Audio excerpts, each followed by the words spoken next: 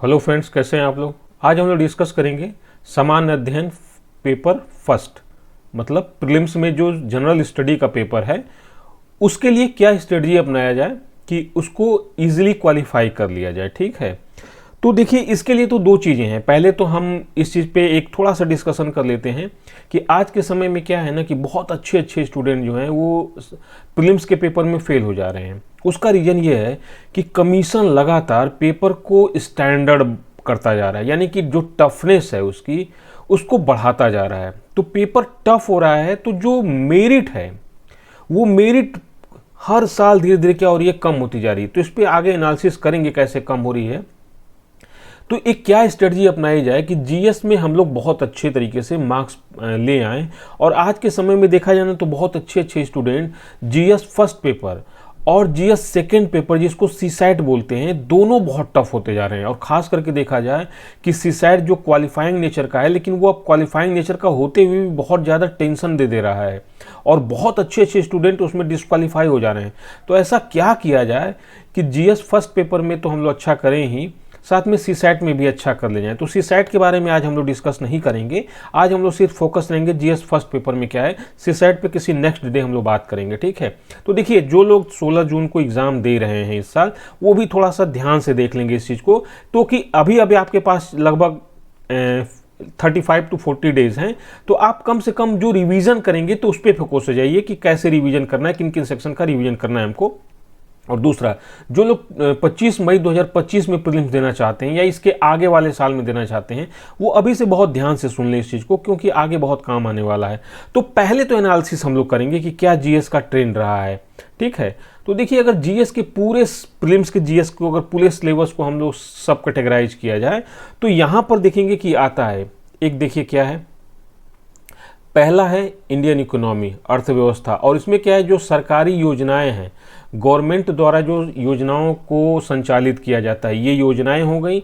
और यहाँ पे दिया है संस्थाएं। संस्थाएं का मतलब देखिए आज के समय में ग्लोबलाइजेशन है, तो इसमें क्या है कि इंडियन इकोनॉमी जो इंटरनेशनल फाइनेंशियल इंस्टीट्यूशंस हैं उनसे अटैच्ड है बिल्कुल। तो अगर कोई इंस्टीट्यूशनल फाइनेंशियल इंस्टीट्यूशन जो हैं, जो इंटरनेशनल्स हैं, अगर इनमें कोई पॉलिसी इंप्लीमेंटेशन होता है या कोई इनकी नीतिगत परिवर्तन होता है या कुछ भी इनके साथ कोई इंसिडेंस होता है, तो उससे भारतीय अर्थव्यवस्था जुड़ी हुई है, तो ये भी प्रभावित होती है। तो ये जो इंस्टीट्यूशंस हैं, और दूसरी जो घरेलू इंस्टीट्यूशंस हैं, ठीक है, जैसे सेबी हो गया, ठीक है, आरबीआई हो गया, इनकी क्या पॉलिसीज हैं, तो इनको, इनके बारे में बहुत अच्छे तरीके से जानना है हमें, ठीक है। तो देखेंगे अगर इनसे अर्थव्यवस्था को, जो इंडियन इकोनॉमी है, और चूंकि भारतीय अर्थव्यवस्था वैश्विक अर्थव्यवस्था से जुड़ी हुई है, और जो अंतर्राष्ट्रीय वित्तीय संस्थान है उनसे, जैसे आईएमएफ है, वर्ल्ड बैंक है या एशिया डेवलपमेंट बैंक है, इनसे जुड़ी हुई है, ठीक है। तो उनसे भी कोई परिवर्तन होता है, कुछ होता है, तो हाँ भारतीय अर्थव्यवस्था पे प्रभाव पड़ता ही पड़ता है। तो अगर देखा जाए ना तो ये जो हम लोग अध्ययन करेंगे वो 2018 से अध्ययन करेंगे कि क्या ट्रेंड रहा है। क्योंकि देखिए यूपीएससी क्या है ना कि हर 5 साल, 3 साल, 4 साल में अपने ट्रेंड को बदल देता है, लेकिन फिर भी अगर 5 साल 6 साल का अध्ययन करते हैं हम लोग, तो एक हम लोग को अच्छा सा मिल जाएगा फिगर कि क्या ट्रेंड रहा है, कैसे क्वेश्चन। तो देखिए यहाँ पर, तो देखिए हम लोग स्टैटिक पोर्शन को और इन्हीं सेक्शंस में जो करंट के पोर्शन है उसको भी इंक्लूड कर देते हैं। तो जो अर्थव्यवस्था का सेक्शन है इसमें स्टैटिक पोर्शन तो है ही, साथ में जो करंट अफेयर्स के क्वेश्चन है उनको भी इसमें इंक्लूड करके बताया गया है, सेक्शन वाइज डिवाइड करके। तो देखिए आउट ऑफ 100 क्वेश्चन, ये इकोनॉमिक्स के जो क्वेश्चन है इंडियन इकोनॉमी के, 2018 में देखेंगे तो 25 क्वेश्चन आए हैं, 2019 में देखेंगे तो 28 क्वेश्चन आए हैं, 2020 में देखेंगे 23 क्वेश्चन है, 2021 में देखेंगे तो 14 है, 2022 में देखेंगे तो 21 है, 2023 में देखेंगे तो 21 है। अब एक यहाँ पे सवाल आता है कि ये जो क्वेश्चंस हैं, ये राउंड फिगर में देखा जाए ना तो ये 20 से 25 के बीच में वैरी हो रहे हैं, या मान लेते हैं कि ऑन एवरेज अगर 22 क्वेश्चंस के आसपास इंडियन इकोनॉमी से पूछा जा रहा है।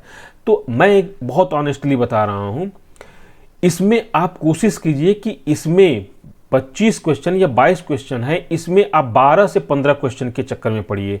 आप 25 के चक्कर में बिल्कुल मत पड़िए। आप कोशिश कीजिए कि 12 से 15 क्वेश्चन मैं इसमें से कर लूं। और देखिए बहुत से स्टूडेंट होते हैं जिनको इंडियन इकोनॉमिक्स का जो सेक्शन है, क्योंकि इसमें थोड़ा थ्योरेटिकल पार्ट भी है, जब तक थ्योरेटिकल पार्ट नहीं पढ़ेंगे तब तक बाकी इसका जो क्या बोलते हैं व्यवहारिक पक्ष है वो समझ में नहीं आएगा, ठीक है। जैसे कोई पूछता है कि बेरोजगारी क्या है, ठीक है, इसमें डाटा तो पूछेगा कि बेरोजगारी कैसे घट रही है, कैसे बढ़ रही है, बेरोजगारी क्या है, लेकिन जब तक हम जानेंगे नहीं कि बेरोजगारी एक्चुअल में होती क्या है, बेरोजगारी कैसे उत्पन्न होती है, कितने प्रकार की होती है, तब तक हम बेरोजगारी के क्वेश्चन को सही से डील नहीं कर पाएंगे। जैसे अगर इन्फ्लेशन क्या होता है, आ गया कि वर्तमान समय में इन्फ्लेशन का क्या रीजन है, या इन्फ्लेशन को कंट्रोल करने के लिए आरबीआई द्वारा कौन कौन से जो है हथकंडों का उपयोग किया जाता है, कौन कौन सी मैकेनिज्म का प्रयोग किया जाता है। तो जब तक हम जानेंगे नहीं कि इन्फ्लेशन क्या होता है, कितने टाइप्स के होते हैं, इन्फ्लेशन के क्या रीजन्स होते हैं, तब तक हम कैसे कर पाएंगे। तो स्टैटिक पोर्शन तो जानना जरूरी होता है, लेकिन सिर्फ स्टैटिक पोर्शन जान लेने से हमारा काम नहीं चलेगा, और सिर्फ करंट अफेयर पढ़ लेने से हमारा काम नहीं चलेगा। पढ़ना तो दोनों पड़ेगा, ठीक है, लेकिन इसमें मैं बहुत ऑनेस्टली बता रहा हूं कि अगर 20 से 22 क्वेश्चन इंडियन इकोनॉमी के आ रहे हैं तो बहुत अच्छा स्टूडेंट है जिसकी बहुत अच्छी इकोनॉमिक मतलब अच्छी है, उसकी पकड़, स्टैटिक पोर्शन भी बहुत अच्छा है और करंट का भी बहुत अच्छा है, वो भी 60 to 70% ही क्वेश्चन कर पाएगा। इतना जान लीजिए आप, ऐसा क्वेश्चन कमीशन का पूछने का तरीका है। तो इसमें आप बहुत पैनिक ना होइए। एक तो स्टूडेंट की सबसे बड़ी समस्या ये हो जाती है, लेके पैनिक हो जाते हैं कि मुझे नहीं आ रहा है। भाई नहीं आ रहा है ये आपकी प्रॉब्लम नहीं है, ये यूनिवर्सल प्रॉब्लम है, किसी को नहीं आ रहा है। आप सोचिए कि जो मेरिट जा रही है उसमें आप 20 क्वेश्चन अगर आ जा रहा है, बाकी 80 क्वेश्चन में तुक्का मार के आपको कितना ले आना है, 38 क्वेश्चन के आसपास पहुंचना है। तो अभी मैं स्ट्रेटजी बताता हूं आपको। फिर देखेंगे कि ये जो इन्वायरमेंट का सेक्शन है ये भी बहुत इंपॉर्टेंट है। तो इसमें देखिए 2018 में 12 क्वेश्चन आया है, 2019 में 21 क्वेश्चन आया है, 2020 में 15 क्वेश्चन आया है, 2021 में 21 क्वेश्चन आया है, 2022 में 18 है, 2023 में 20 है। तो ऑन एवरेज देखेंगे ना तो ये भी लगभग 15 से 20 के आसपास ऑन एवरेज मान लीजिए पर्यावरण का। तो चूंकि पर्यावरण और भूगोल में कुछ चीज़ें बहुत ज़्यादा कॉमन है, तो कुछ हो सकता है कि ज्योग्राफी के क्वेश्चन है जिसको इन्वायरमेंट में इंक्लूड कर दिया गया हो, कुछ इन्वायरमेंट के क्वेश्चन है जिनको ज्योग्राफी में इंक्लूड कर दिया गया। तो अगर हम लोग इन्वायरमेंट, इकोलॉजी और ज्योग्राफी को दोनों एक साथ मिला देते हैं तो ऑन एवरेज ये 30 क्वेश्चन के आसपास आता है। अगर ये ज्योग्राफी, इन्वायरमेंट एंड ज्योग्राफी, पर्यावरण और भूगोल दोनों को मिला देते हैं तो ऑन एवरेज ये 30 क्वेश्चंस के आसपास आता है। ऑन एवरेज बात कर रहा हूं मैं, 25 से 30 क्वेश्चन। इसमें अगर आपका ज्योग्राफी बहुत अच्छा है, इन्वायरमेंट बहुत अच्छा है, तो आप ये मान के चलिए कि अगर 30 क्वेश्चन आ रहा है तो यहाँ से कोशिश कीजिए कि 15 से 20 क्वेश्चन आप करने की कोशिश कीजिए, कि 15 से 20 क्वेश्चन को टारगेट कीजिए। इसमें भी देखिए जो इन्वायरमेंट के क्वेश्चन होते हैं ना, इनमें ज़्यादातर जो क्वेश्चन होते हैं वो किसी रिपोर्ट पर आधारित होते हैं, या कोई ऐसी घटना, इंसिडेंस घटा है कहीं पर जिसके बारे में हो सकता है कि हम जानते हों, नहीं जानते हों, ठीक है, करेंट रिलेटेड हैं। फिर जो पूछेगा स्टैटिक पोर्शन वो थोड़ा साइंटिफिक में जाकर, साइंटिफिक साइंस वाले क्षेत्रों में साइंटिफिक एरियाज के ज़्यादा होंगे, हो सकता है उसमें कुछ साइंस जुड़ा हो, क्योंकि जो इन्वायरमेंट है ना इसमें देखिए फिजिक्स भी है, इसमें केमिस्ट्री भी है, इसमें बायोलॉजी भी है, जूलॉजी, बॉटनी सब है, इसमें ज्योग्राफी भी है। तो इसका मतलब है ना कि जो इन्वायरमेंट का सेक्शन है ये बहुत ज़्यादा वाइड है और डाइवर्सिफाई है। तो आप मान के चलिए कि इन्वायरमेंट इकोलॉजी के अगर 10 क्वेश्चन आ रहे हैं तो इसमें 5 से 6 करने की कोशिश कीजिए आप। इससे ज़्यादा करने के लिए आपको बहुत ज़्यादा पढ़ना पड़ेगा, तो आप क्यों टाइम किल करेंगे। तो इतना आप टारगेट कीजिए। ज्योग्राफी के जो क्वेश्चन होते हैं वो थोड़े इजी होते हैं, थोड़ा सा अगर सही से पढ़ लिया जाए तो ज्योग्राफी के क्वेश्चन किया जा सकता है, ठीक है। तो यहाँ पे मैं आपको सजेस्ट करूँगा, या सजेशन मेरा होगा कि आप इन्वायरमेंट, इकोलॉजी और ज्योग्राफी, यहाँ अगर ऑन एवरेज 30 क्वेश्चंस आ रहे हैं तो कोशिश यहाँ पे ये करना है कि इसमें से 15 से 20 क्वेश्चन को हमको टैकल करने की कोशिश करनी है। मान लेते हैं कि हमने 17 क्वेश्चन किया, यहाँ पे हो सकता है कि हमारे 3 क्वेश्चन गलत हो जाएं। 3 क्वेश्चन गलत हो गया तो 1 क्वेश्चन और लेके चला जाएगा। तो मेरे 17 क्वेश्चन में से एटलीस्ट कितने सही हुए, 13 क्वेश्चन सही हुए। तो यहाँ पर इस तरह की रणनीति अपनानी है। एक चीज़ मैं आपको फिर बताता हूँ, देखिए राज्य व्यवस्था एवं संविधान जो है, ठीक है, इंडियन पॉलिटी एंड कॉन्स्टिट्यूशन, इसको देखते हैं तो देखिए 2018 में 13 क्वेश्चन आया है, 2019 में 15 क्वेश्चन आया है, 2020 में 15 क्वेश्चन आया है, 2021 में 18 क्वेश्चन आया है, 2022 में 10 क्वेश्चन, फिर 2023 में 16 क्वेश्चन। ऑन एवरेज 15 क्वेश्चन के आसपास यहाँ पे आ रहा है। 15 क्वेश्चन का मतलब है कि ये 15 क्वेश्चन जो है ये कन्वर्ट किस में हो जा रहा है, 30 मार्क्स में हो जा रहा है, कन्वर्ट है 30 नंबर में बदल जा रहा है ये। और कितने मार्क्स पे सिलेक्शन हो रहा है, अब पिछले 2023 की मेरिट में 76 मार्क्स पे हो रहा है। तो इसका मतलब है कि 76 मार्क्स में आधे से थोड़ा कम, मतलब 40% तो यही हो गया। लेकिन मैं इतना ऑनेस्टली बता रहा हूँ कि इसमें सारे क्वेश्चन नहीं सही कर पाएंगे हम लोग पॉलिटी, लेकिन किसी अदर सेक्शन की कंपेरिजन में पॉलिटी के क्वेश्चन थोड़े ईजी होते हैं। ईजी इसलिए होते हैं कि ये लिमिटेड एरियाज से आते हैं, करंट अफेयर से भी होते हैं, तो हम कहीं ना कहीं इंटरेस्टेड होते हैं तो हम सुनते ही सुनते हैं। ठीक है, तो इसको आप ध्यान में रखिए।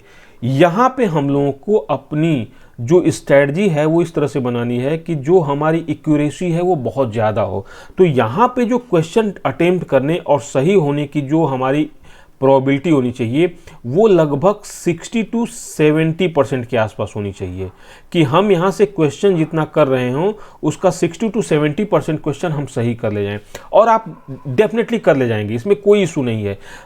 कैसे कर ले जाएंगे? देखिए, कमीशन, इसमें जो पॉलिटी का सेक्शन होता है, संविधान का सेक्शन होता है, इसमें फैक्चुअल नॉलेज बहुत कम पूछे जाते हैं, कॉन्सेप्चुअल नॉलेज ज़्यादा होते हैं। ठीक है, तो हम लोगों को क्या करना है, फैक्ट पे बहुत से स्टूडेंट होते हैं उनको लगता है कि पूरे 395 अनुच्छेद हमको याद करना है, 22 भाग याद करना है, 12 अनुसूचियाँ याद करनी है। खैर, अनुसूचियाँ और भाग तो याद कर सकते हैं, लेकिन 395 अनुच्छेद याद करना, ऐसा कुछ नहीं है। आपको बामुश्किल 50 अनुच्छेद याद होना चाहिए जो मेन अनुच्छेद हैं। ठीक है, तो यहाँ पे क्वेश्चन करना। और देखिए, भारतीय संविधान एवं राज्य व्यवस्था का सबसे अच्छी टैक्टिस है कि प्रीवियस ईयर के क्वेश्चन को जरूर सॉल्व कर लीजिए। इसको प्रीवियस ईयर के क्वेश्चन को सॉल्व कर लेंगे, मैं डेफिनेटली बता रहा हूँ कि 50% क्वेश्चन यूपीएससी के आप कर ले जाएंगे। तो प्रीवियस ईयर के क्वेश्चन पेपर यहाँ से सॉल्व कर लीजिए आप। ठीक है, एक बार प्रीवियस ईयर के क्वेश्चन पेपर सॉल्व कर लीजिए और थोड़ा सा इसको देख लीजिए कि क्या ट्रेंड है इसका, तो यहाँ से कर लीजिए। अब देखते हैं इतिहास। इतिहास ये बहुत ब्रॉड सेक्शन है। देखिए, ज्योग्राफी भी ब्रॉड सेक्शन है और हिस्ट्री भी जो ब्रॉड सेक्शन है। ज्योग्राफी में क्या है, थोड़ा सा इसमें देखेंगे कि इंडियन ज्योग्राफी से क्वेश्चन थोड़े कुछ सेक्शन से आते हैं, इन्वायरमेंट एंड इकोलॉजी में से आते ही आते हैं। फिर देखेंगे कि यहाँ क्वेश्चन आते हैं आपके सबसे ज़्यादा क्लाइमेटोलॉजी से होते हैं, क्लाइमेटोलॉजी से होते हैं, ओशनोग्राफी से होते हैं, अगर आते हैं तो वहाँ से, नहीं तो इंडियन ज्योग्राफी से क्वेश्चन होते ही होते हैं। तो इंडियन ज्योग्राफी से कहाँ कहाँ होते हैं, वो भी सर्टेन एरियाज हैं कि कहाँ कहाँ से क्वेश्चन आएंगे। ठीक है, आप जब क्वेश्चन का अध्ययन करेंगे तो वहाँ देखेंगे, या तो हम लोग खुद डिटेल देखेंगे सब्जेक्ट वाइज, तो देखेंगे कौन सेक्शन बहुत इंपॉर्टेंट रोल प्ले करता है। अब देखिए, हिस्ट्री में क्या है ना कि एंशिएंट है, मेडिवल है, मॉडर्न है। अब कुछ स्टूडेंट होते हैं जिनको हिस्ट्री में बिल्कुल भी मज़ा नहीं आता है। ठीक है, जैसे साइंस बैकग्राउंड के हैं, मतलब इंजीनियरिंग बैकग्राउंड के हैं, या मेडिकल साइंस के हैं, या बहुत से स्टूडेंट आर्ट ग्रुप के भी होते हैं, तो उनको इतिहास बहुत ज़्यादा लगता है कि बहुत फैक्चुअल है, इतनी ज़्यादा फैक्ट है कि कहाँ समझ में आएगा। तो देखिए, इसमें भी स्ट्रेटजी अपना सकते हैं हम लोग। जो एंशिएंट है और मेडिवल है, आप इसको छोड़ दीजिए, मत पढ़िए तब, अभी मॉडर्न पे फोकस हो जाइए। और भी क्या है, फ्रीडम स्ट्रगल 1857 to 1947 के बीच की जो इंसिडेंट्स हैं उनको आप पढ़िए अच्छे से। साथ में जो आर्ट एंड कल्चर का सेक्शन है उसको पढ़ जाइए, आर्ट एंड कल्चर का पढ़ जाइए, संस्कृति जो है आर्ट एंड कल्चर का पढ़ जाइए। ठीक है, एंशिएंट का भी थोड़ा देख लीजिए, मेडुअल का भी देख लीजिए, मॉडर्न का भी देख लीजिए। और इसमें भी आपको लगता है कि नहीं हमको बहुत ज़्यादा इसमें दिक्कत होने वाली है ये, तो आप सर्टेन एरियाज को इसमें डिफाइन कर सकते हैं। देखिए, इससे क्वेश्चन कितने आते हैं, 2018 में 21 सवाल आया था, 2019 में 15 सवाल आया है, 2020 में 20 क्वेश्चंस हैं, फिर 2021 में 21 है, 2022 में 16 हैं और फिर 2023 में 13 हैं। इसका मतलब ऑन एवरेज इसमें 15 से 20 क्वेश्चन इसमें भी आ रहा है। ठीक है, लेकिन इसमें भी देखेंगे ना कि कुछ जो क्वेश्चंस होंगे वो आर्ट एंड कल्चर से होंगे, कुछ क्वेश्चन होंगे हिस्ट्री से होंगे, प्योर हिस्ट्री से होंगे। तो उसमें भी देखेंगे ना कि मोर देन 50% जो क्वेश्चन होंगे वो मॉडर्न हिस्ट्री से होंगे। वो कब से होंगे, मॉडर्न हिस्ट्री से होंगे जब ज़्यादातर क्वेश्चन। और मॉडर्न हिस्ट्री में भी क्या होंगे, 1857 to 1947 के बीच में होंगे। तो आप मत इतना ज़्यादा, आपको लगता है कि बहुत ब्रॉड सिलेबस है, हम नहीं उतना ज़्यादा टाइम दे पाएंगे या उससे ज़्यादा हमको उतना बेनिफिट नहीं मिलेगा, तो आप उसको थोड़ा सा लिमिटेड कर सकते हैं, आप बहुत ज़्यादा उसमें सेलेक्टिव हो सकते हैं। ठीक है, ये एक एग्रीकल्चर का सेक्शन है, ये ज्योग्राफी में भी एक तरह से कहा जाए कि थोड़ा सा कॉमन हो जाता है, फिर थोड़ा सा एक जो है आपका इन्वायरमेंट इकोलॉजी में भी चला जाता है, फिर इसके इकोनॉमिक्स वाले सेक्शन में भी आता है। तो इसमें भी बहुत ज़्यादा परेशान होने की जरूरत नहीं है। स्पेशली इकोनॉमिक एग्रीकल्चर के लिए कोई किताब मत पढ़िएगा। ठीक है, प्रीवियस ईयर के क्वेश्चन सॉल्व कर लीजिए, कोई नया डेवलपमेंट हुआ है साइंस एंड टेक्नोलॉजी में तो उसको थोड़ा देख लीजिएगा। ठीक है, फिर आता है विज्ञान एवं विज्ञान प्रौद्योगिकी, साइंस एंड साइंस टेक्नोलॉजी। तो देखिए, जो ट्रेडिशनल साइंस है जैसे केमिस्ट्री है, बायोलॉजी है, फिजिक्स है, यहाँ पे अगर आपको अगर साइंस बैकग्राउंड के हैं तो आपको पहले से थोड़ा बहुत चीज़ें होंगी, आप कर सकते हैं। नहीं है तो आप बायोलॉजी में कुछ सेक्शन है जैसे डिजीज़ हो गया, रेमेडीज़ हो गए कुछ, ठीक है, या आपका जो ये सब चीज़ें हैं थोड़ी सी क्या बोलते हैं, हमारा जो सिस्टम्स हैं जो जैसे रेस्पिरेटरी सिस्टम है, स्केलेटन सिस्टम है, थोड़ा सा इसको जान लीजिए, हल्का फुल्का जान लीजिए, बहुत ज़्यादा परेशान मत होइएगा।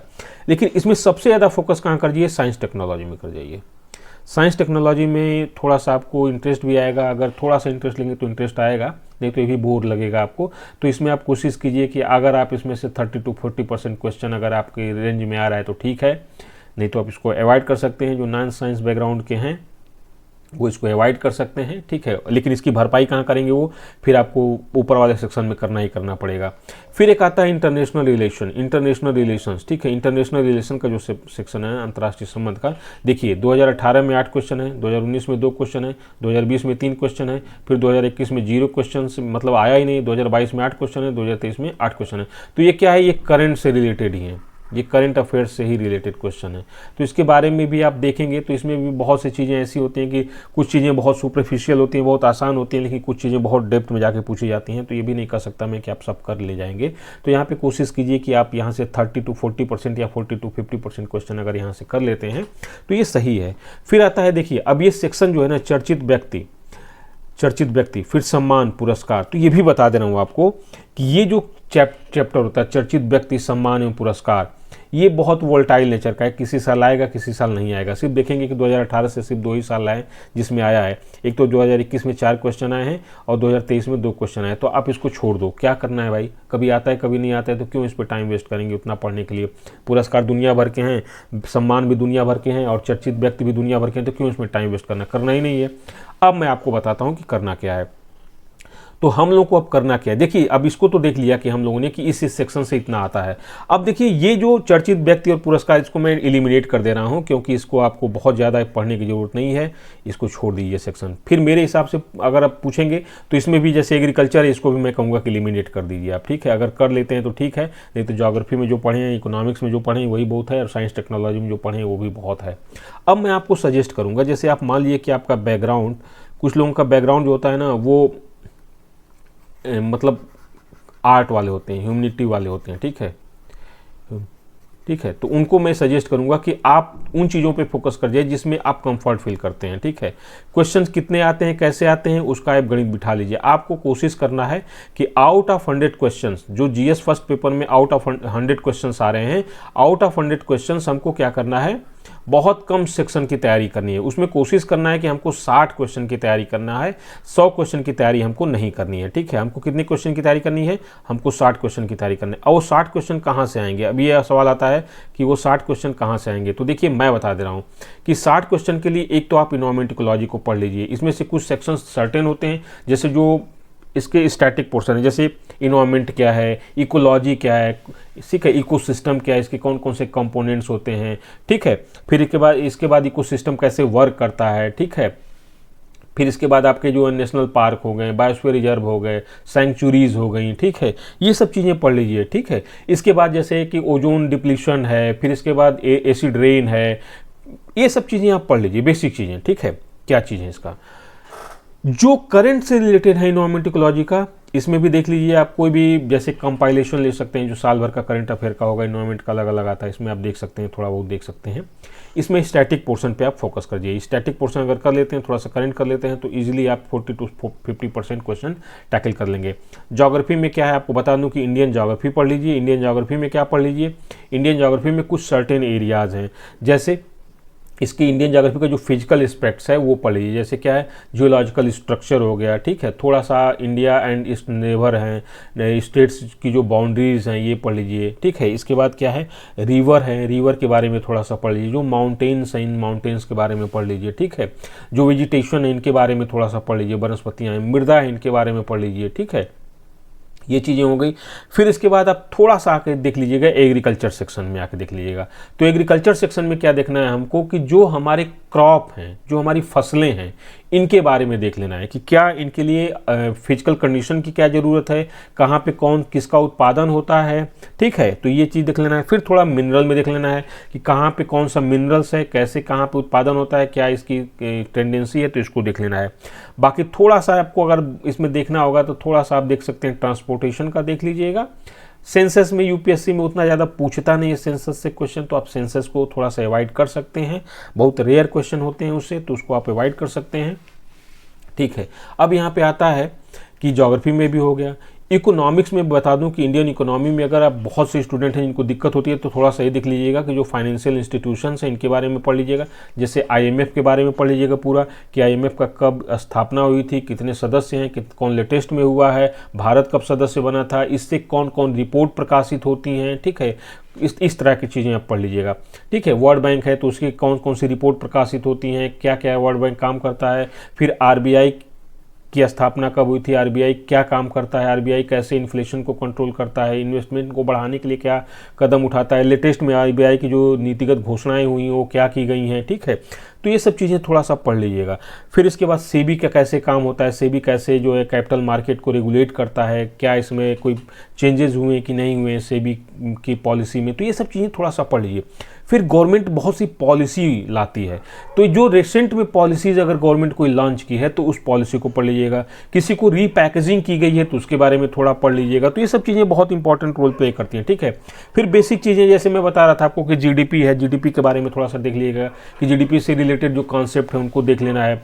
फिर इसके बाद आपको इन्फ्लेशन से रिलेटेड कॉन्सेप्ट है, फिर कि इसके बाद है अनएम्प्लॉयमेंट है, उससे रिलेटेड जो कॉन्सेप्ट है, फिर पॉवर्टी से रिलेटेड जो कॉन्सेप्ट है, तो इनको सब देखते हुए चलना है हम लोग को। ठीक है, बेसिक चीज़ें।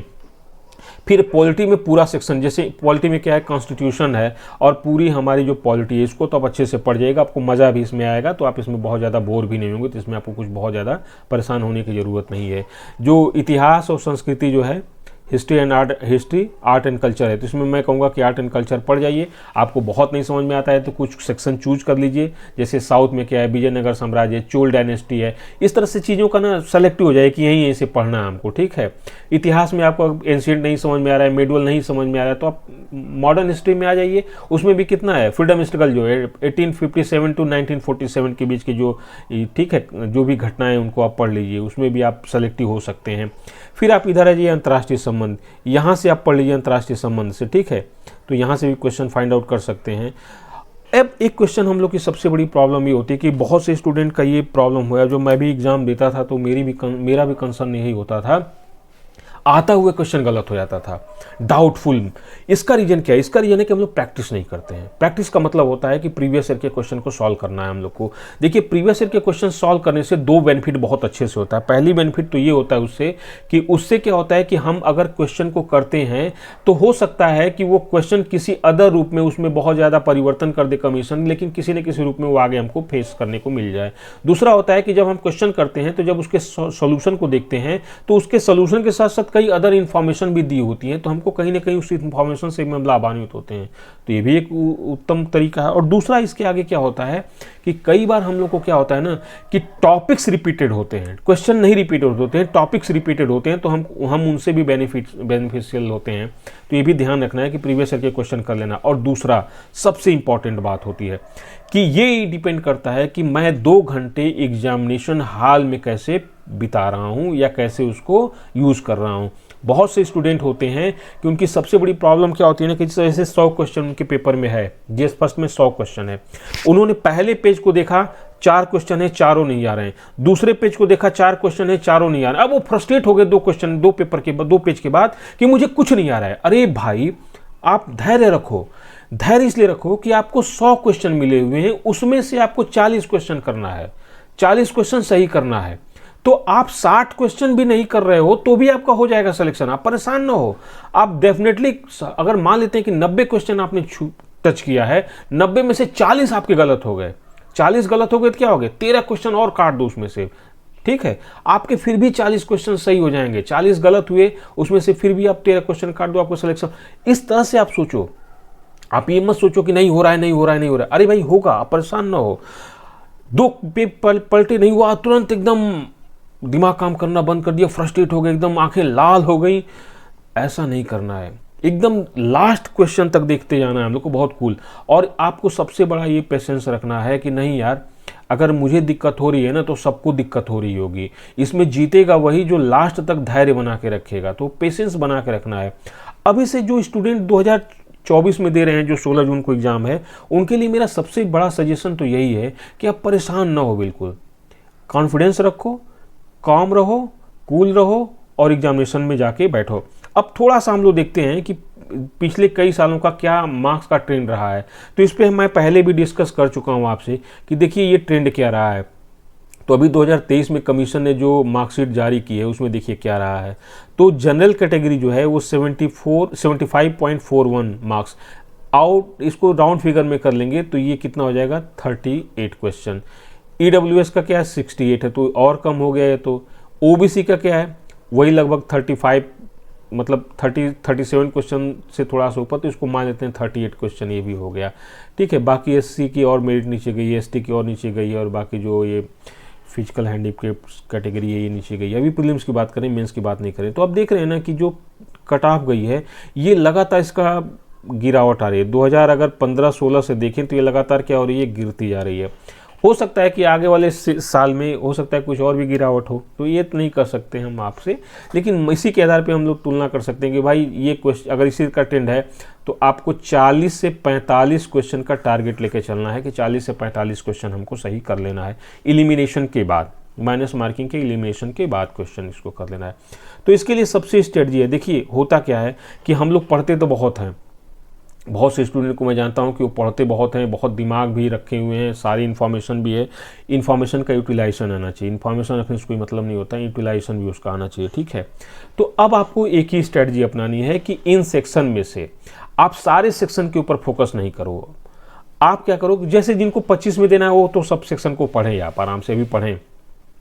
जिनको 16 जून 2024 को देना है उनके लिए मेरा सजेशन है कि आप सारे चीज़ पे फोकस मत करो, आप जो पढ़ना था वो पढ़ लियो हो, अब इसमें से सेलेक्टिव हो जाओ। जैसे से इसमें इन जो ये 8 सेक्शन है या 9 सेक्शन को भी ले लो, तो इसमें से 4 सेक्शन पे फोकस कर जाओ कि हमको इन 9 सेक्शन में से 4 सेक्शन में क्या करना है, अब फोकस कर लेना है। और वो 4 सेक्शन ऐसे हों जो मिल के कम से कम 50 to 60 क्वेश्चन को क्या कर दे रहे हो, कवर कर ले रहे हो। ये चीज़ है जिसमें आप कंफर्ट फील कर रहे हैं। जिसमें आप कंफर्ट फील नहीं करें उसमें टाइम वेस्ट मत कीजिए, क्योंकि उसमें बहुत ज़्यादा मेहनत करेंगे तो आपको आउटपुट भी बहुत डिमिनिशिंग रिटर्न मिलेगा। भाई आप बहुत ज़्यादा मेहनत करेंगे तो उसके रेफरेंस में आपको कम फायदा मिलेगा, तो क्यों आप टाइम वेस्ट करेंगे। आप उस पर फोकस कीजिए जिसमें आपको कम मेहनत करने से ज़्यादा बेनिफिट मिले। तो आप अब भी से क्या करें कि 50 से 60 क्वेश्चन के बीच में ही अपने आप को कंसंट्रेट रखें, उससे ज़्यादा कंसंट्रेशन करने की ज़रूरत नहीं है। और दूसरी बात कि प्रीवियस ईयर के क्वेश्चन आप 1 घंटा ही सॉल्व करिए, लेकिन कीजिए इसलिए नहीं कि अपने आप को आजमाना है, नहीं ऐसा लेके नहीं कीजिएगा, इसलिए कि हमको देखना है कि क्वेश्चन करते समय कहाँ पे मैं गलती कर रहा हूँ। ह्यूमन एरर भी होता है, ब्लंडर भी होता है, तो वो धीरे धीरे आपका शॉर्ट आउट होता जाएगा। तो प्रीवियस ईयर के क्वेश्चन कीजिए, मैं भी प्रीवियस ईयर का क्वेश्चन आपको कराऊंगा, तो आप मेरे साथ भी कर सकते हैं, अभी कुछ दिन में कराऊंगा मैं, तो आप कर सकते हैं। अभी बहुत टाइम आपके पास निकला नहीं है, प्रीवियस ईयर के क्वेश्चन कर ले जाइए। वो ट्राई एंड एरर मेथड जो होता है ना, कि हम जो गलतियां कर लेते हैं एग्जामिनेशन हॉल में, वो हमारी सुधर जाएगी। तो अभी के लिए तो मैं इतना ही आपको सजेशन दूंगा, फिर मिलते हैं हम लोग किसी दिन। सीसैट के बारे में भी मैं आपके साथ डिस्कस करूंगा कि सीसैट में क्या हमारी स्ट्रेटजी होनी चाहिए, ठीक है। तो ये तो हम लोग की आज की स्ट्रेटजी थी, फिर मिलते हैं नेक्स्ट डे। Thank you.